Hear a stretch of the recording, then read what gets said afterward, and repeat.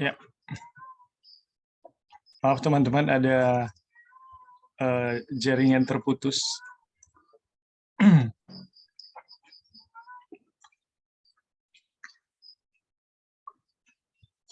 Baik, kita lanjut ya. Jadi kemarin kita telah mempelajari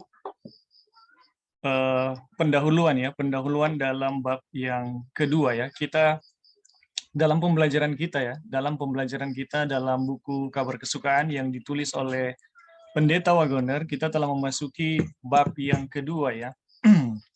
Dan kemarin dalam bab yang kedua kita telah memasuki pendahuluan di mana kita belajar tentang bagaimana menemukan kebenaran. Nah, menemukan kebenaran itu ternyata sangat-sangat sederhana ya. Tidak dibutuhkan kemampuan khusus ya, pendidikan khusus atau apa ya yang dianggap dunia sebagai satu kemampuan ya. Tetapi lewat pengalaman dari Salomo, Wagoner menjelaskan bagaimana menemukan kebenaran. Jadi Salomo di dalam menemukan hikmat, di dalam menemukan kebenaran-kebenaran di alam, ya kita tahu bersama Salomo ini sangat berhikmat ya.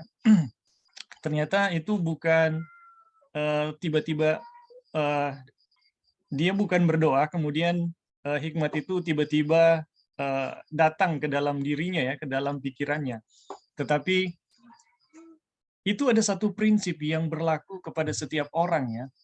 Dan kalau prinsip yang sama dijalankan, itu hal yang sama bisa dialami oleh setiap orang. Dan bagaimana itu?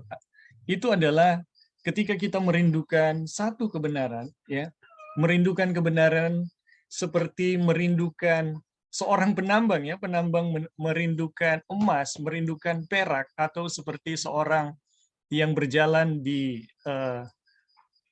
padang pasir ya yang sangat kering, kemudian sangat kehausan dan bagaimana dia merindukan air, atau orang yang kelaparan merindukan makanan.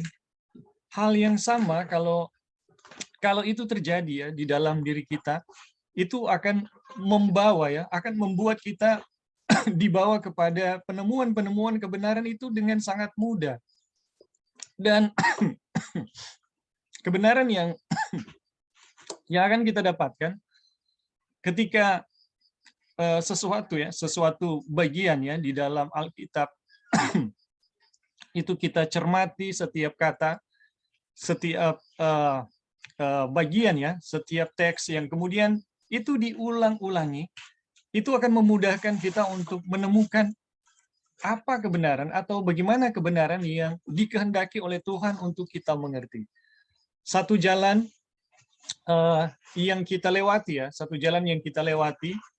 kalau itu telah dilewati berkali-kali ya, telah dilewati mungkin ya sudah lebih dari 1000 kali ya kita lewat, maka jalan itu tanpa dikasih tahu sama kita itu sudah tergambar di dalam pikiran kita, bagaimana tikungannya, ada apa di tikungan, bagaimana model jalannya, itu tanpa dikatakan itu sudah tergambar sepenuhnya. Dan ketika Alkitab diperlakukan seperti itu, ketika kita mengulang-ulangi ya bagian firman Tuhan yang kelihatannya sangat sulit, kalau itu diulang-ulang, dilihat perkata, perbagian, dan dilihat secara keseluruhan, maka kebenaran Alkitab itu tidak akan bersembunyi ya, tetapi itu akan tersingkap kepada kita. Bagaimanapun sulitnya bagian Alkitab, itu akan datang dengan sangat mudah ketika kita melihat kebenaran Alkitab itu seperti itu, diulang-ulang, dirindukan, ya, dicermati.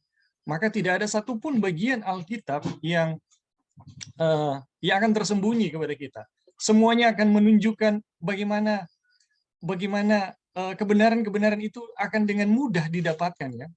Dan teman-teman, itu ya yang kita telah pelajari dari pendahuluan Galatia pasal yang kedua ya.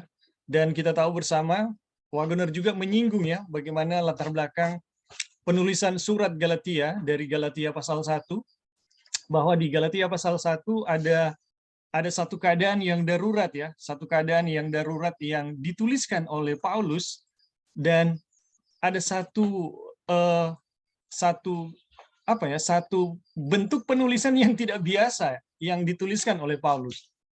Bagaimana Paulus mengucapkan kutuk kepada mereka yang mengajarkan Injil yang lain, dan kepada mereka yang menerima Injil yang lain ya, atau Injil yang palsu.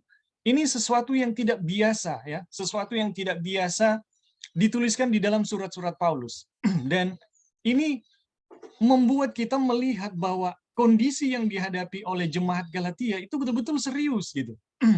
Kenapa? Karena Paulus biasanya mengucapkan kata-katanya positif, tetapi kali ini Paulus bersifat negatif ya.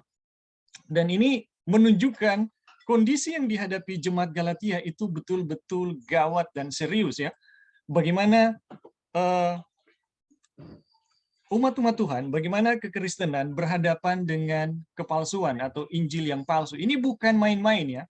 Apalagi kalau kita pelajari Roh Nubuat ya, bagaimana Ellen White menulis bagaimana setan dalam membinasakan umat, biasanya setan akan menggunakan keduniawian ya. Kalau dia gagal dengan keduniawian, dia akan menggunakan yang namanya penindasan atau kekerasan ya. Dan Ellen White menulis di antara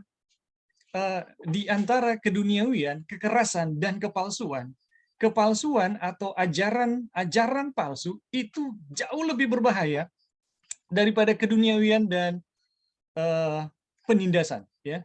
Jadi apa yang sedang dihadapi oleh jemaat Galatia ini betul-betul sesuatu yang sangat serius buat mereka, dan tentunya buat kita sekarang ya, di mana begitu banyak ajaran palsu yang saat ini berseleweran ya di sekitar kita.